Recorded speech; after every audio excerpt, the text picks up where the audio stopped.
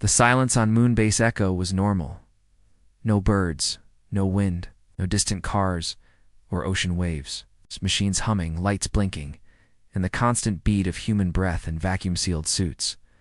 But tonight, something changed. The silence was broken not by sound, but by something far worse. A signal. It came without warning. It's not from Earth, not from Mars, not even from any known star. It arrived like a whisper inside every system on the moonbase. It slipped through locked networks. It cracked encryption like it was made of paper. The message repeated once every 5 seconds, a broken alien voice saying in a low, glitching tone, "Extinction, extinction, extinction. Help, help." Help us. Then static. Then again. It repeated 27 times before the system alarm screamed through the base, waking every sleeper and pulling every soldier to alert. Lieutenant Mara Voss was first to the control deck. Her boots hit the metal floor hard. Her breath steamed. The visor of her helmet, even inside the pressurized dome, she shoved aside a technician and stared at the waveform data crawling across the screen. "This signal," she whispered, "it's not from this galaxy." Technician Holman turned pale. "That's impossible. We have no contact beyond Andromeda. The cum beacons don't reach that far." Mara didn't answer. She was staring at the signal frequency. It pulsed with something old. Not just a voice, not just a cry. It had weight. "It's coming through dark space," she said slowly, "slipping under our sensors." Commander Ryan arrived minutes later. Older, scarred from Earth's border. Wars. He leaned on his cane, but his eyes were sharp. He took one look at the transmission and ordered the channel sealed. "Tell no one this happened, not until Earth Command gets a full copy." The room froze. No one spoke. Mara broke the silence. "Sir, we should send a warning back. Let them know we heard it." Ryan shook his head. "You don't answer a knock at your door if you don't know who's standing outside, especially when they're whispering extinction." But someone had already answered. In the data stream, buried between the pulses, the system clock jumped. It's not a glitch. A shift. Time on every base terminal skipped ahead by 3 minutes. No one noticed right away. But when they did, the horror spread fast. Messages were gone, logs erased, names missing. Holman turned in shock. "My mother's name. I had it saved in my memory file. It's just blank now." Mara checked her wristpad. Her academy graduation photo was missing.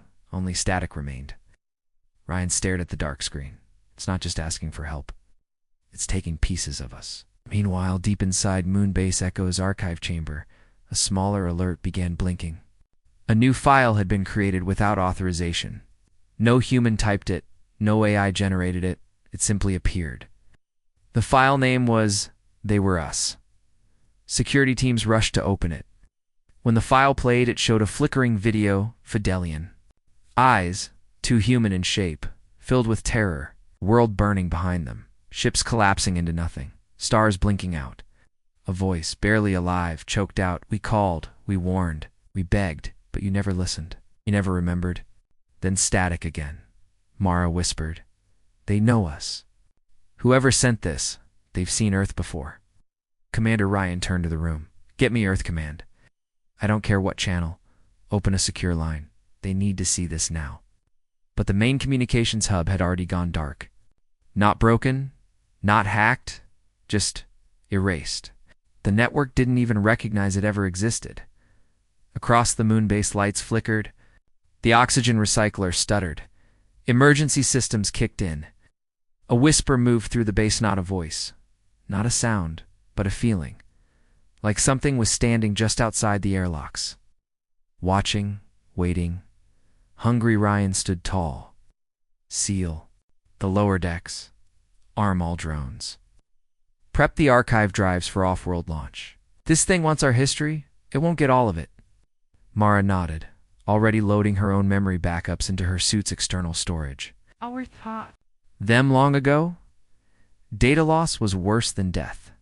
The old wars had shown that stories were sometimes the only things that kept a species alive. Then it got worse. A scientist monitoring the signal collapsed.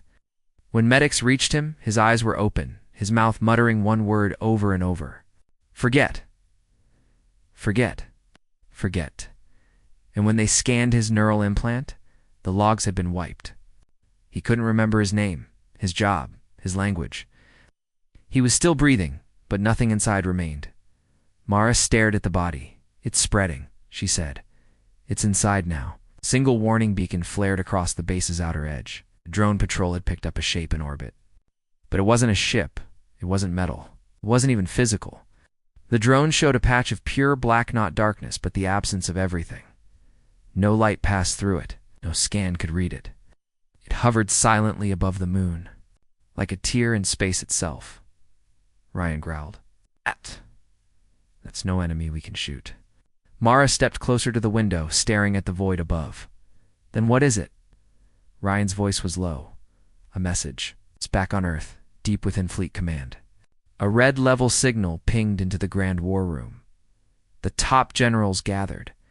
Screens lit with fragments of the alien warning. Earth's AI system Hillick spoke in its cold, synthetic voice. Unknown signal matches no known civilization. Pattern consistent with deep space time fractures. Possibility of threat to memory. Identity, history 96%. General Lexa folded her arms. Activate the Eternity line. No delay. An officer paused. That's our most powerful fleet. If this is just an echo, Lexa snapped, then it'll be a very short trip. But if it's not, and we hesitate, we'll lose more than ships. Like what? She looked at him. Our past.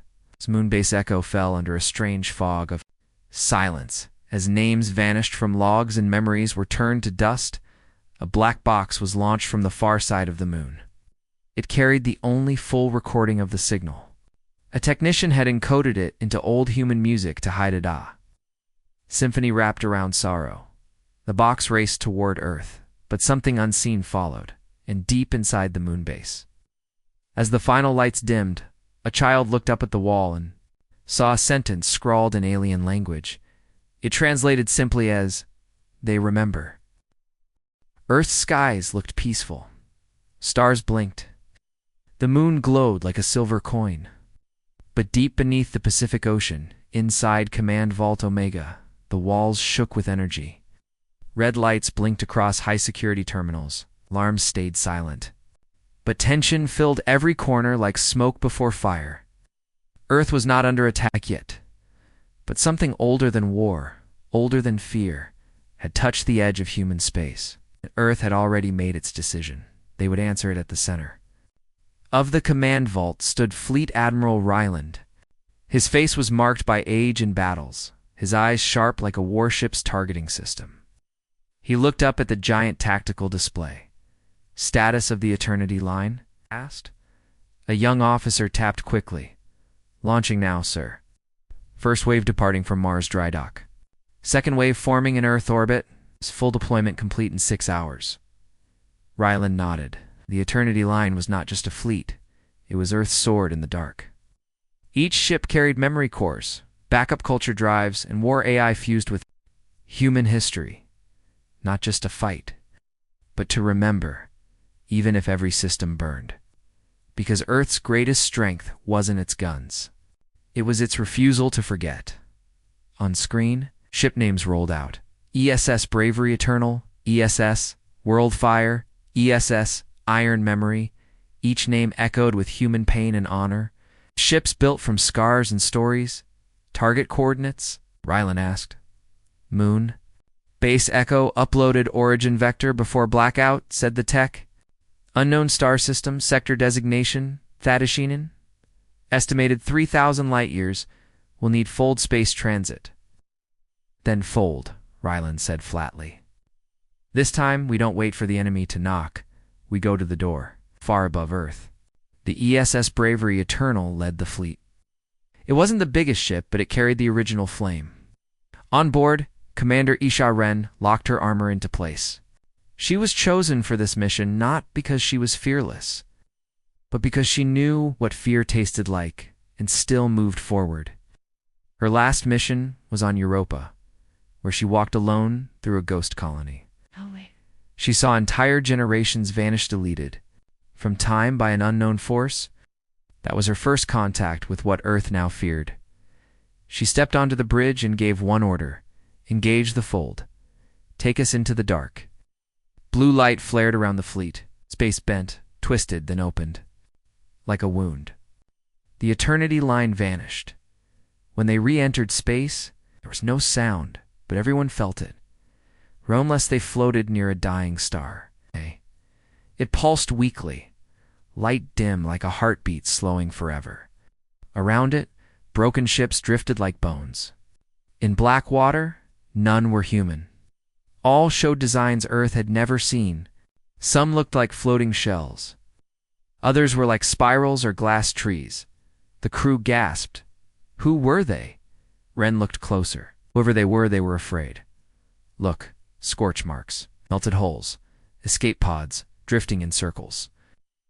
There were no bodies. It's not even dust. Lieutenant Cohn whispered. Something took them. They scanned for signs of the signal. The same whisper from Moonbase Echo. It wasn't loud. It was weaker now, like the voice was almost gone. Ren ordered full system link. Track it. Now. Even a whisper can lead us to the scream. Then came the spike. One of the ships in the debris field lit up. Not alive. Not moving. Just remembering. Images. Played across its broken hull holograms. Burned into metal by something. Natural. Earth cities. Human faces. Names, but the ship was not human. Isha Ren's voice dropped. They knew us. Cohn leaned forward. They were studying Earth. Before we met them, Ren felt the chill in her chest. Or after. If time's broken, maybe both. Then the signal grew sharper. More words formed inside the fleet's internal. Comes not spoken. Written. They called. They came. They remembered. We failed. You must not. Cohn said. Are they warning us? Ren stared into the dying star's light. No, she said. They're already gone. This is their last scream. But someone, or something, had heard it too. From the edge of the star system, shadow arrived. No ship, no form, just the sudden absence of stars. A wall of blackness moved, slow and steady, like the universe itself was being erased pixel by pixel. One of the AI on board the ECHO relay began stuttering. Aim check failing, fleet records distorting, time anchor weakening. The Bravery Eternal's lights flickered. Crew memories started to blur. Stay sharp, Ren yelled. Anchor to your memories. Now. The crew reached for their memory latches, hard-coded history chips carried by all officers on deep missions. Personal pain, loss, moments that cut deep. The stronger the emotion, the stronger the defense. Ren grabbed Herzan's old letter from her brother, long dead. She read it out loud. Her voice shook. You always walked into fire for us, so walk again, even if it burns. Oh, the light stabilized. The ship held, and for the first time, the enemy hesitated. It sensed something different in these humans. Most species begged to forget, but not. Earth held its pain like armor, and that made them dangerous. Cohn blinked. They're scanning us. But not our weapons. Our minds. Ren stood tall. Let them look. Let them see what pain looks like when it learns how to fight back. Suddenly, a shape blinked within the shadow. A message appeared again. You remember? You burn. You are what we feared, and what we failed to become. And it vanished. But the signal didn't end. It got louder. It spread to every ship. A full data package. New coordinates. A location deeper into the dark. And one sentence burned across. Every screen. Find the loop, break the lie, or we all vanish. Back on Earth, Helix spoke in the Grand War Room. Signal from Eternity Fleet received. First contact confirmed. Threat is not physical. Threat is conceptual. Defense remains memory. Earth is not under attack. Earth is on trial. Admiral Rylan closed his eyes, then gave the order. Send the judges. The stars looked the same. Cold, endless, beautiful. But Commander Isha Ren knew better. Something was wrong with this part of space, deeply wrong. It wasn't just the dead systems, the broken alien ships, or the silence between signals. It was the feeling, a strange pressure in her mind. Like someone had walked over her grave, even though she wasn't dead yet. The coordinates from the last signal had led them to a dark sector with no name. And now that they were here, the fleet's systems were failing slowly, not from damage, but from forgetting. Ship logs reset. Personal logs were replaced by static. Even mission names faded from records. I think one crew member forgot why he was even on the ship. Another could no longer remember her own mother's face. On the bridge of the Bravery Eternal, Ren stood rigid, watching her crew grow anxious. She clenched her memory latch in her gloved fist, a physical anchor to who she was. A chip carrying recordings of her brother's voice, her first battle, her own oath to Earth. Without it, she feared she might vanish like the others. "Lieutenant Cone," she called. "Report system stability." Cone's voice was shaking. "Main logs are fragmenting. AI echo is stuttering. Communications holding, but barely. It's like something is replaying a sand. We're not meant to be in this version." "What version?" Ren asked sharply. He turned to her, pale. "Reality. Time. This place feels like a broken memory trying to play itself again." And then the fleet AICHO spoke in a fractured voice. "You are inside the loop. The enemy does not destroy. It forgets, and makes others forget. Over and over, until nothing is left but silence." Suddenly, the entire ship trembled, not from attack, from something deeper. Reality flickered. For one terrifying moment, Ren was no longer on the bridge. She stood in a battlefield Europa 15 years ago. Blood, snow, screams, her unit dead around her. She looked at her hands and saw herself holding a broken cum unit, crying for help. Then snap. She was back. On the bridge. Breathing. Hard. Cone was on the floor, his hands over his ears. "It's inside us. Our minds are being edited." A screen flashed red. "Loop initiated. Phase 6. You have been here before." Ren gritted her teeth. "Shut down visual inputs. Go to internal sensors only." A soft hum passed through the ship. It felt like a breath.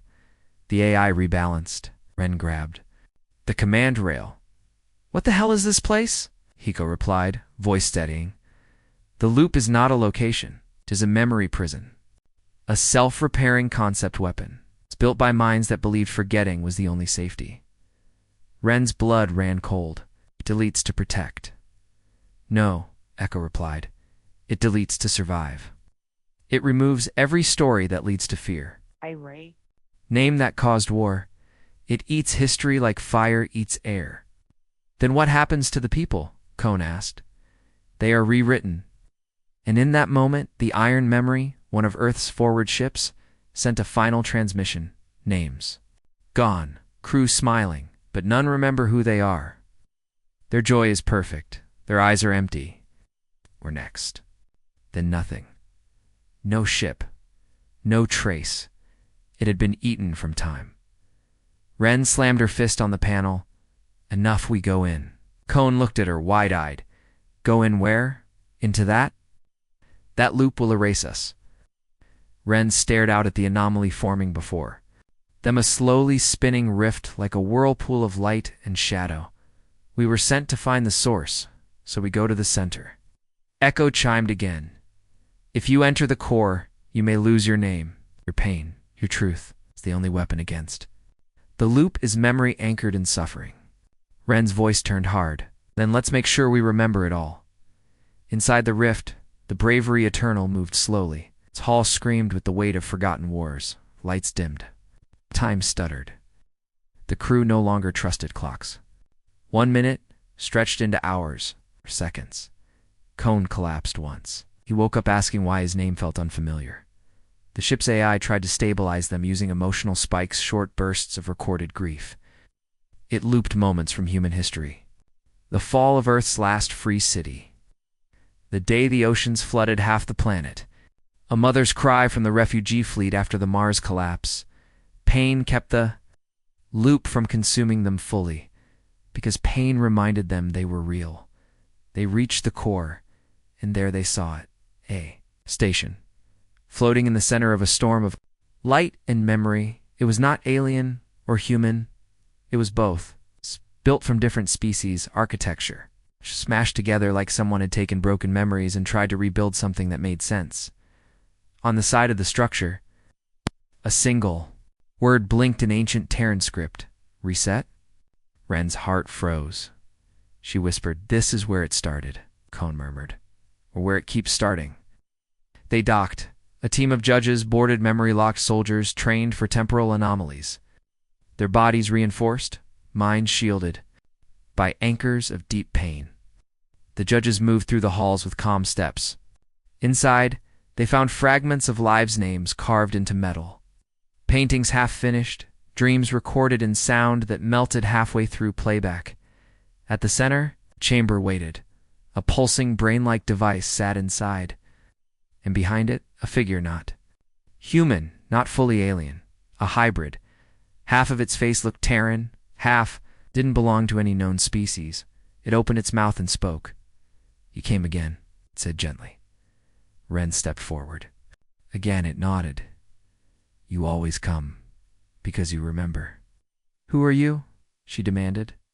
The hybrid's eyes dimmed. "I am the first victim of the loop, the first survivor. I remembered too much, so it made me the keeper." Ren's voice cracked. "How do we stop it?" The being looked at her with sorrow. "You don't. You become it, or you burn it." Cone stepped forward. "Then we burn it," raised a finger. "To burn it, you must give it everything you've ever loved. And remember that. Pain forever. No peace, no forgetting. Are you willing to carry that weight?" Ren's voice was calm.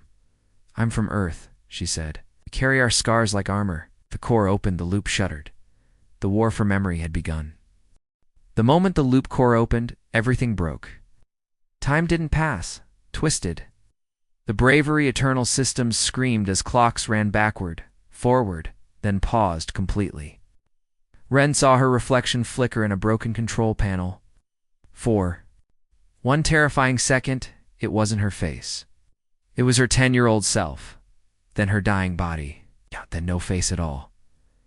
Cone gripped the wall, his voice weak. "We're not in time anymore." The judges advanced through the loop core's ancient halls, weapons locked but useless. This wasn't a place you could shoot your way out of. They knew that now. The loop wasn't a machine. It wasn't even alive. It was a belief. A system so powerful, it had been fed for thousands of years by different species all thinking the same thing: forget the pain. The galaxy can survive. Earth was different, Earth said. No, we carry it, but here. Inside the heart of that belief, memory itself was the battlefield. The hybrid being half-human, a forgotten species stood quietly near the core. He didn't speak again. He simply stared at Ren and the judges with tired eyes. ECHO, the fleet's AI, tried to map the loop's design, but nothing stayed still long enough to scan. Every second, the core reformed, like it didn't want to be understood, like it feared the truth. Ren stepped forward. "This thing eats memory," she said. "So let's feed it something it can't swallow." She reached into her memory latch and activated her pain anchor. Images projected around her. The Martian collapse. Her brother's sacrifice, the screams from Europa's ghost city. The loop reacted instantly. The walls shimmered, low hum vibrated. Through the station, lights flashed red. Cone activated his too. The image of his dying mother on the colony ship, her last words burned into his mind. "Don't forget me." The loop howled. A pulse shot out, pure static. Half the fleet outside lost power. One of the Earth ships, the ESS New Dawn, sent a garbled final message. "They're pulling our stories out, rewriting them, our captain. Never existed." Then nothing gone. Ren screamed. "We don't have time. Burn it now." The judges moved as one. Each pulled their mind core memories from their suits, recordings of pain, grief, and truth. They slammed them into the core's access ports. One by one. Boom, boom, boom. Each memory struck like a hammer. The loop tried to fight back. It projected illusions. Ren saw herself being told the war was over. Earth was safe. Her brother never died. The war never happened, but she screamed through it. No, don't erase him. Don't erase me. The illusion cracked. Cone fell to his knees as an image of his lost colony showed him a happy life won, where nothing bad ever happened, where he lived in peace, without pain. He almost believed it. Then he touched his memory. Chiphand remembered his real father's last breath. I'm still here, he whispered. I still hurt, and that's how I know it was real. As the core began to melt, the loop started to collapse, but the hybrid turned to them one last time. You're killing it, he said. But if it dies, the galaxy will feel everything it ever tried to forget. Ren's eyes were cold. Good. He smiled. Then remember me too. And he stepped into the core. His form dissolved, not with pain, but with peace. The loop cracked, reality snapped, back in space. The fleet shook as time reformed, like broken glass glued back together. Ships flickered in and out of existence. Its logs corrected themselves. Crew members forgot, then remembered, then forgot again. ECHO restabilized. Loop collapse at 84%. Memory return sequence initiated. And across the galaxy, things changed. On a peaceful alien world in Sector 9. An old child's song suddenly vanished from history, replaced by a war anthem long erased. On a high council station near Orion's belt, a forgotten genocide suddenly appeared in the archives, again shocking the leaders into silence. On Earth, statues of long-dead war heroes reappeared in empty plazas where no one remembered building them. The galaxy's wounds had reopened, and now they had to face them. Ren sat alone in her quarters aboard the Bravery Eternal. The judges were silent. The fleet was quiet.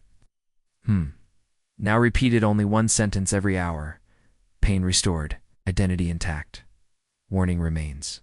Cone entered, holding a glass of protein water. His eyes were heavy. I saw my colony again, he said. Every face, every voice. All the things I forgot. Ren looked at him. Are you okay? Shook his head.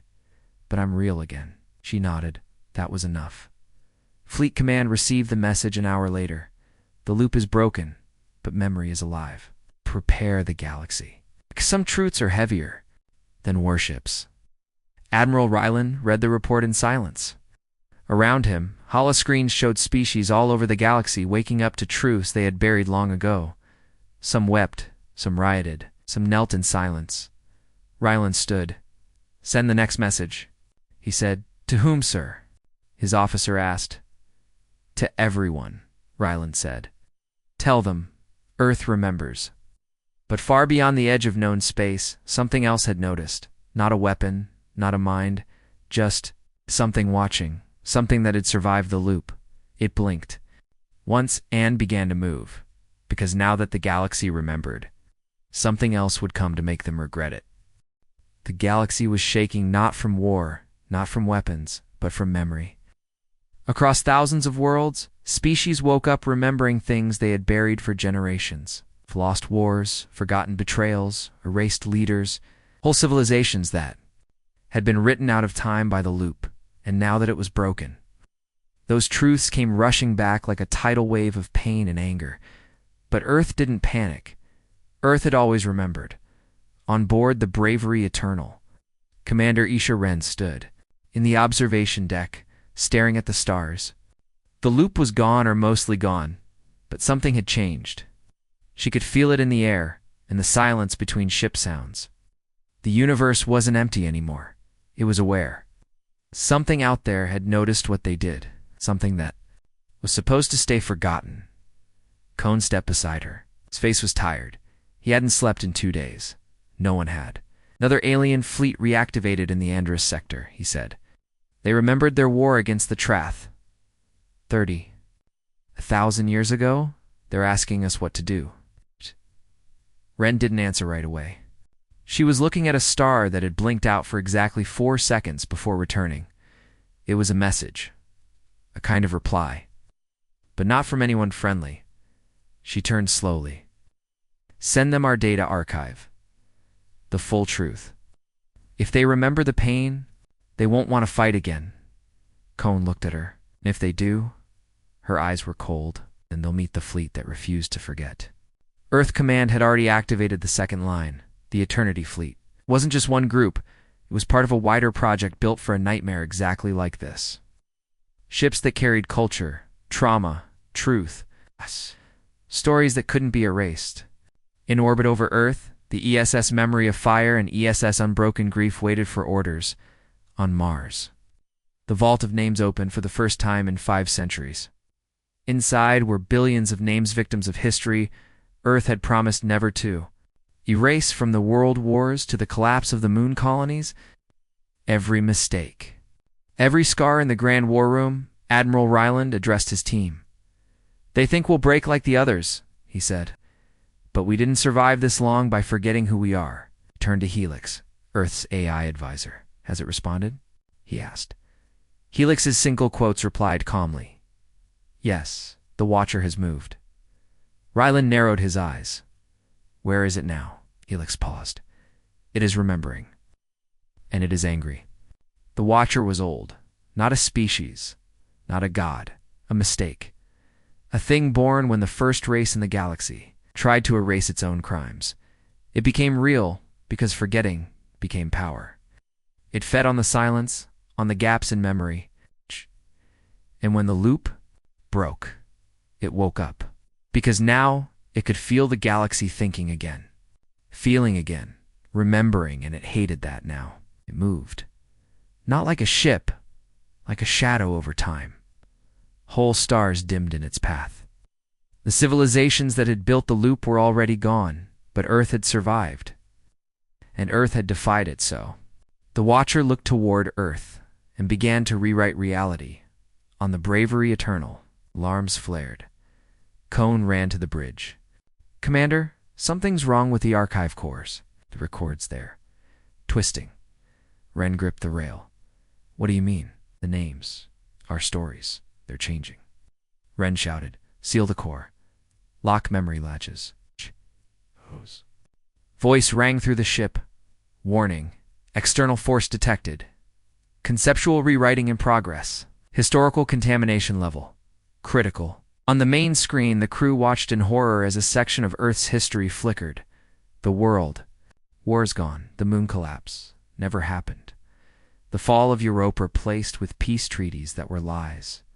Cone gasped. It's erasing not just our past, but why we became who we are. Ren pulled her anchor chip and slammed it into the manual override. Load full pain memory. No filter. No edits. Commander, Cone said, if it wants to erase our pain, then we flood it with every scar we have. The chip activated, and on the main screen, the real Earth returned. Children hiding in bunkers. Soldiers crying in space. Fathers buried under collapsed colonies. Mothers watching cities burn from orbit. The ship screamed, but held. The Watcher recoiled, and something new happened. It spoke not in words, but in images. Across every ship, every screen, a single memory appeared. A race, kneeling in silence, burning its own books, smiling as it forgot everything, erasing itself to escape guilt, and then one face, a young child, crying because. She remembered. Ren stared at the image. Cone whispered, that's where it started. One person who refused to forget. Ren leaned forward. She's like us. And then Ren spoke directly to the Watcher. I know why you hate us. Because we didn't let go? We kept our pain. We kept our dead. We told stories even when they hurt. She paused. But that's why we're still here, and you're not. The Watcher's shadow pulsed, then vanished. Not gone, just silent. Now Earth Command received the update. Did we win? An officer asked. Ryland looked at the screen showing thousands of species, now trying to learn the truth about their pasts. Some screaming, some falling into civil war. Others weeping with relief. No, he said. but we remembered. And that's the only victory that matters. Later, in orbit around the dying star where it all began, the Bravery Eternal launched a satellite. It wasn't a weapon, it was a library. Inside were the full, unedited memories of humanity. A gift to any species that wanted to remember again. And on the side of the satellite, they carved 5 words. Pain makes us truly alive. And in the far distance, just outside space and time, the Watcher watched and waited, because it knew this was not the end. It never ends, not while memory still burns. The satellite drifted in silence above the dead star. Inside it were the memories of Earth, not just battles and victories, but pain, loss, and truth.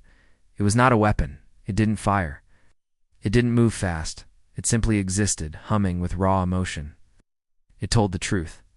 And in a galaxy now filled with confusion, lies, and shattered timelines, that truth was more dangerous than any fleet. They called it the Archive of Pain, but to Earth was a promise. A reminder that no matter how dark the galaxy became, someone would always remember. Aboard the Bravery Eternal, Commander Isha Wren watched the archive from the command deck. She had barely slept in days. The Watcher was gone, but not destroyed. They had only pushed it back, like a wave pulled away before a bigger storm. She knew it would return. It always did. Every time someone in the galaxy tried to erase the sea, past, the Watcher fed on it. Cone joined her silently, holding a black data cube. She looked at it. What's that? He handed it to her. Transmission from the Hilarion Concordat. They found a vault buried under one of their oceans. It had records of a genocide they'd erased 1,000 years ago. They didn't believe it at first, until our satellite told them the same story. Wren felt a deep weight settle on her. And what did they do? They cried. Then they asked for help rebuilding their true history. She nodded slowly. Then the archive is working. He hesitated. But not everywhere. Wren turned to him. Cone's voice dropped. The Telsari Empire declared war this morning. They say the past is too dangerous. They're burning their memory vaults. They want the galaxy to forget again. Silence. Wren's hand tightened into a fist. Then she spoke. Then they've declared war on us. Across the galaxy, the truth was spreading like wildfire. The archive sent its data to anyone who asked. Stories, names, battles, secret truths. Pain. So much pain. But not all species welcomed it. Some ran from the truth. Some called it poison. And some, like the Telsari, called it heresy. They sent a fleet of destroyers toward the archive's orbit. They didn't want to take it. They wanted to erase it, burn every byte, every name, every memory. But Earth was ready. From the edge of Sol System, the unbroken line emerged. It was Earth's backup fleet, built in silence, hidden in deep orbit, powered by memory cores stronger than anything else in the galaxy. Each ship in the fleet carried a single truth from human history. They weren't just armed with missiles. They were armed with the will to remember. The lead ship, ESS Griefwalker, had only one purpose: to protect the archive at all costs. The Telsari came fast, thousands of ships, blazing, sleek, merciless.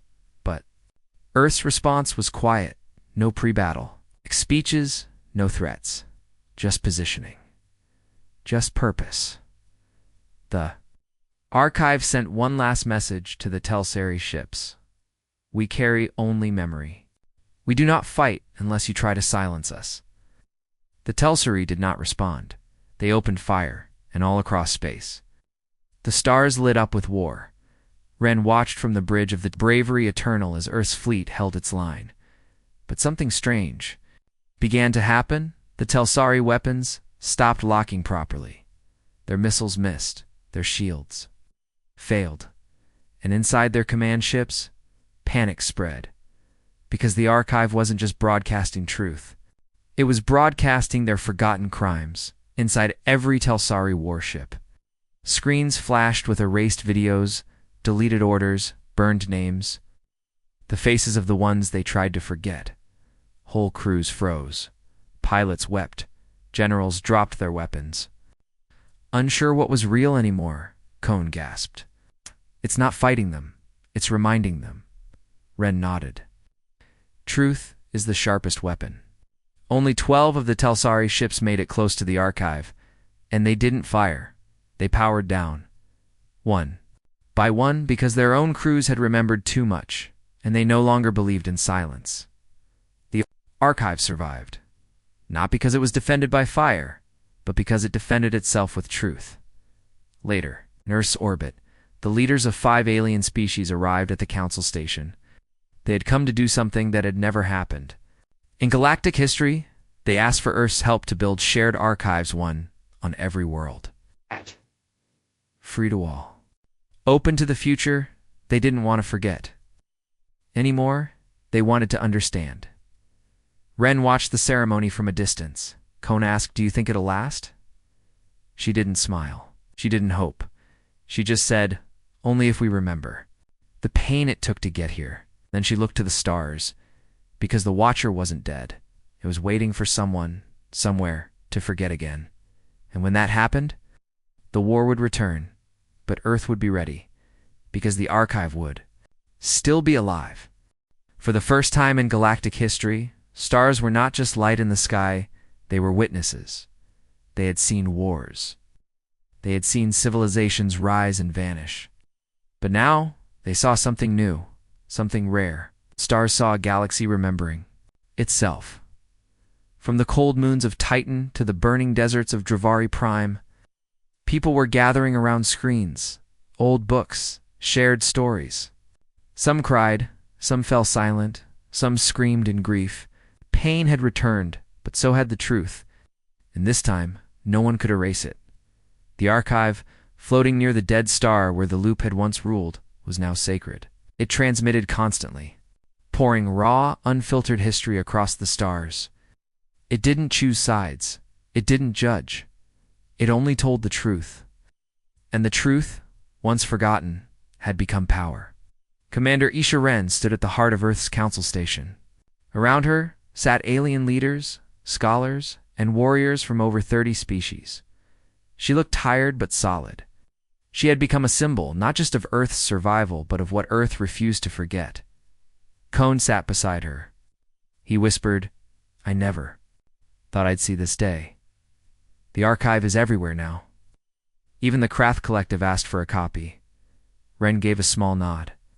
The stars remember, and now, so do we. The grand chamber fell silent as the Terran memory flame was brought in a simple torch. But its fire was made from an ancient chemical recipe, one used in the oldest human war memorials. It burned blue, cold. Eternal Ren stepped forward. She raised the torch high. "This fire," she said, her voice strong and steady, "burns for everyone who was forgotten, every voice lost, every name erased. Earth remembers them, and now you do too." She lowered the flame into the archive core and across the galaxy. Archive satellites flared in response. Every system lit up, the stars blinked, and a message was sent to every being who could receive it. On this day, we remember. Pain is not weakness. Memory is not a burden. The truth is our shield. But not everyone celebrated. In a dark system, at the edge of known space, a shadow moved. It was older than stars, older than the loop. It had watched Earth burn and rebuild. Again and again, it was the one thing the archive couldn't record because it had no name, only hunger. It fed on silence. It whispered one command into weak minds: forget. And on one small moon, a child looked away from the archive screen and deleted her family's history chip. Too painful, too heavy, too real, and the shadow smiled.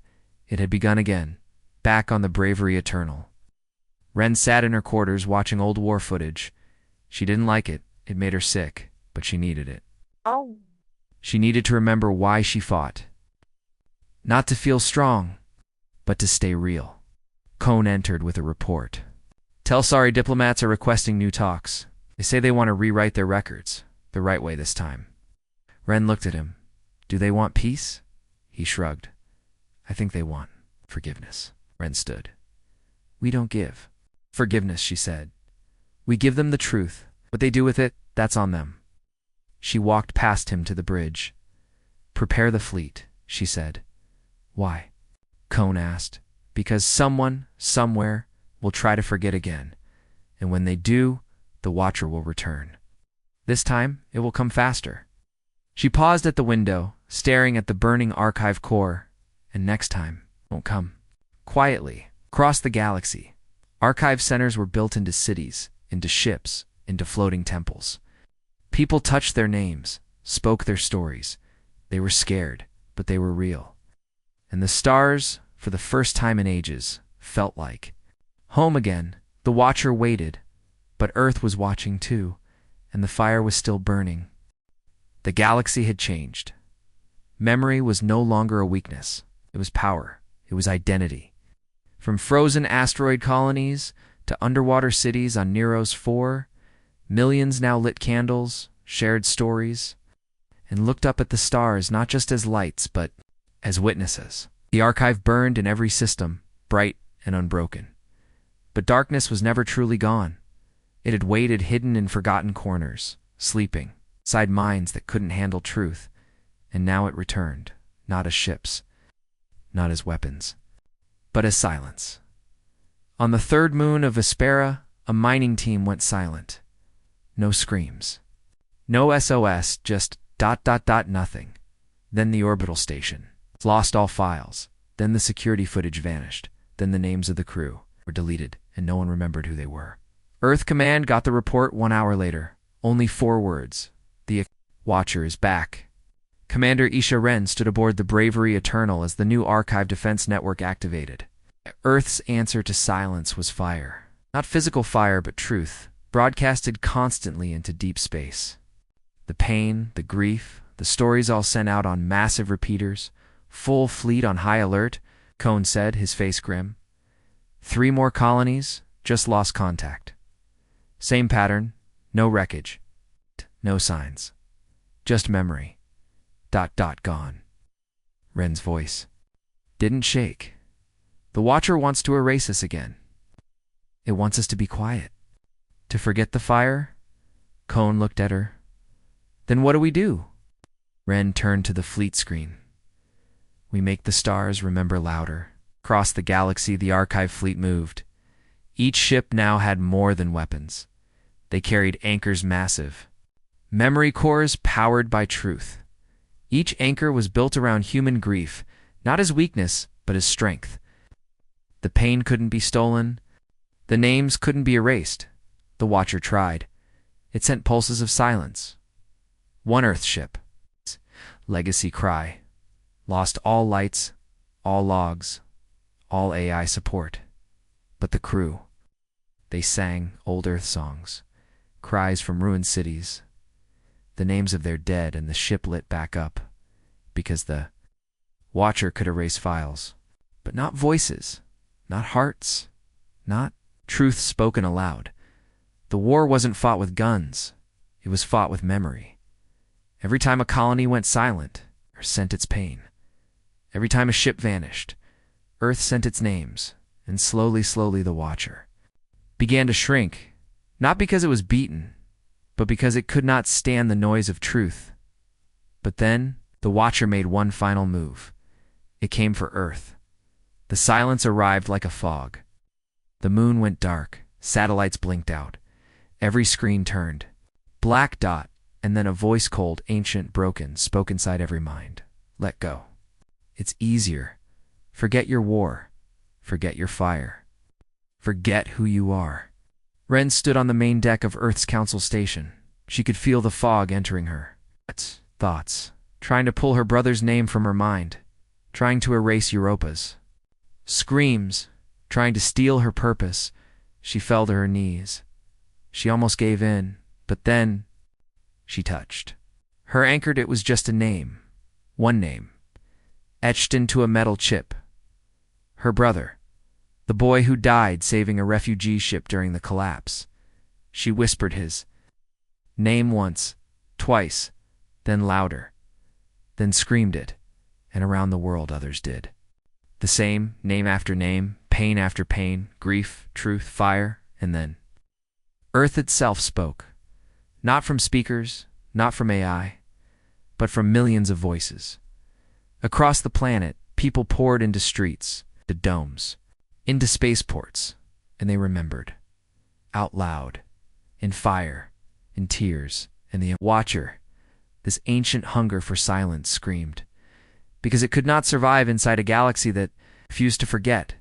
It shattered, exploded into light, and was gone forever. Silence fell. But this time, it was peaceful.